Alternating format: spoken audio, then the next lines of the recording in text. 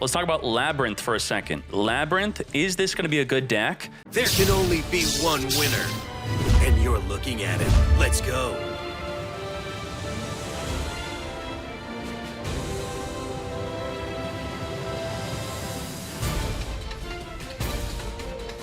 Well, it has not done well in the TCG, but in Japan, it's got second place at a recent YCS. So this is what we're expecting to get this week. New Labyrinth cards.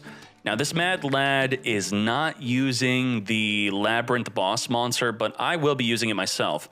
So what I'm going to do is I'm going to cheat with the website. I'm going to search for the word Labyrinth, semicolon, normal trap. So if we read this, basically the deck triggers off of normal traps, removing a monster off the field. So Compulse will be good with that.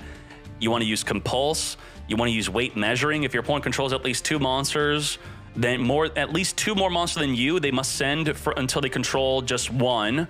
So that will trigger a lot of these effects. So for example, if you want to play her, if their monster leaves the field from your normal trap, you get to destroy a card in your opponent's hand at random. That's quite nuts. We have the other ones. If a normal trap is activated, you could set a trap with a different name directly from your deck. Like, what? That's nuts. So there's a lot of benefit to using normal traps to deal with your opponent, and then you get triggering. If a monster leaves the field by a normal trap effect while this is in the graveyard, set this card. And this set card could summon any of your Labyrinth monsters onto the field. So that's nuts. The field spell is also great. If you activate a non-Labyrinth normal trap, you could special summon a Fiend monster from your hand or graveyard. So that's crazy. And then that would trigger to set the Welcome Labyrinth back in the field. Then if you activate the Welcome Labyrinth, that will trigger activate the other effect or apply the other effect to not only will Welcome Labyrinth summon a Labyrinth monster in the field, but the Labyrinth will then destroy a card in the field. So the ideal setup is going to be, you're going to have Lovely Labyrinth with the Labyrinth, and then you activate normal traps to pop cards in your opponent's hand, pop cards on the field. Pop the field, pop the hand, control them with normal traps. So how expensive will this deck be? Compulse, just a rare. Weight measuring, we don't even have this card yet.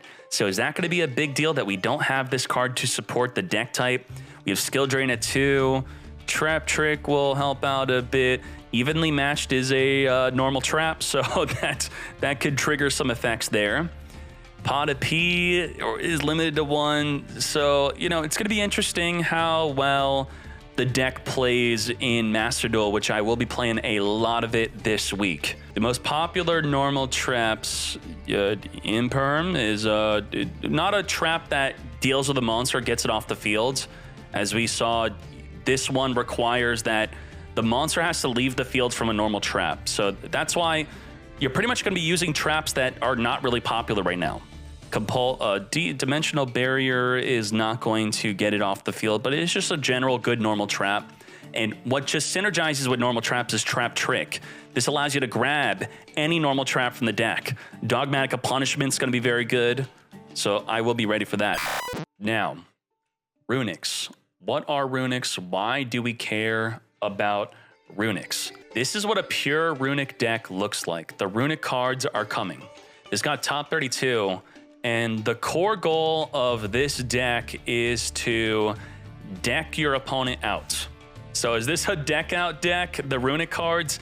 Kind of, but they do a lot more. So what do all these Runic cards accomplish? Let's look at that. They accomplish 3 main things. The Runic cards continually banish the opponent's deck, so you could deck them out as a win condition. It's a large toolbox to deal with almost anything. It could destroy special summon, it could destroy back row. It's got a lot of options to deal with pretty much anything. Also, it gives you a free level 2, level 3, or level 4 that you could exceed or link with. So my question to you is, does your deck exceed into 2, 3, or 4? Well, the fusion monsters that summon could be used for your exceeding or linking. So those are good options. And let's look at the impact of Runic being mixed with other decks. So this is a pure Runic deck, but what does it look like when it's not pure? So we look at a tournament in the TCG. Let's see the impact of Runic. Runic Sprite is helping out the Sprite deck to win the entire YCS. The Runic Field Spell is nuts. It gives you the ability to draw up to 3 cards, recycling your Runic cards and completely disrupting your opponent's deck. So think of any deck that requires something special in their deck. What does that mean? Let's talk about Branded Despia. Branded Despia kind of needs their Albaz in their deck to use the Branded Fusion, right? Well, if your Runic cards randomly banish all of the Albazes, how are they going to Branded Fusion? So that could really screw them up by just activating any of these. So part of the toolbox is we have Runic Destruction, which could destroy a spell and trap. We have Runic Flashing Fire, which could destroy a special summon monster. We have Runic Curses, which could negate a monster. We have Runic Slumber, which could protect a monster from destruction. Generally, this is just going to be for banishing cards off the top of your opponent's deck.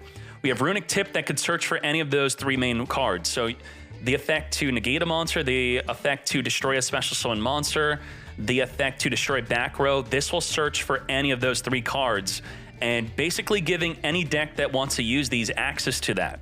There's one main downside to using Runic, and you have to skip your next battle phase. Does that mean you can't use multiple Runic cards in the same turn since you only have 1 battle phase to skip? You could stack multiple Runic effect activations and just skip your 1 next battle phase. Now in Master Duel, it will be correctly ruled that you have to attempt to enter your battle phase in order for your battle phase to get skipped. Right now in YCSs, because the judges don't want to deal with it, they are incorrectly overruling the actual rule, saying that you don't have to enter the battle phase to skip the battle phase. I don't care if you put me on Twitter for this and try to cancel me over it, whatever. This is what they're doing. They're incorrectly ruling it on purpose. But in Master Duel, you do have to correctly enter the battle phase to skip the battle phase. And how do you enter main phase 2? You need a battle phase. So if you go from main phase, you can't go from main phase 1 to main phase 2. That means you skip the battle phase, you're right into the end phase. That's it. And so Runic got first place here, Runic Sprite. And then Runic was used in the second place deck. Let's see, Runic's not in this deck. Let's see how much Runics were in this tournament. Runic's top 4 Sprite. So is it only being used at Sprite? Well, Sprite was one of the best decks when Runics was released in the TCG. We're getting Runics without Sprites existing. So it's going to be a lot different. We're going to see a lot more versatility with the Runic cards being used in non-Sprite, non-Tearlament decks because we don't have those decks yet. Let's see. Who else? There are Runic and Tearlament.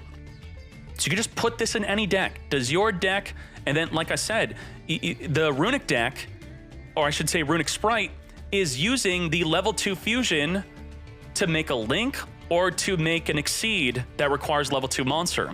So you're going to be able to make use of that. Let's look at the pure deck again. And then, yeah, we're going to maybe have to deal with this. This is ridiculous. Cyber Valley states that you could target a monster you control, and this card, you banish both this and that card to draw 2. So this deck is using the fusions to banish it to draw. It's using it as Pot of Greeds, but you won't be using it as Pot of Greed. You're going to actually be... You want to rank 4 Exceed, you want to rank 3 Exceed, you want to rank 2 Exceed. Those are going to be the options on top of being able to negate a monster, pop back row, and continually banish cards off the top of your opponent's deck. So that's going to be very excited with Runic, and hopefully the pure version does not become popular. Reasoning limited to 1 in TCG, we have it at 3. Upstart Goblin, we have it at 3. So this deck is actually better in Master Duel than in TCG. All these cards that are limited to 1, we could play it at 3. Now, he did have access to Mystic Mine, which is a huge benefit to why he did well, but maybe we don't need that. Maybe this will be a fun way to play the deck in addition to mixing it with other decks.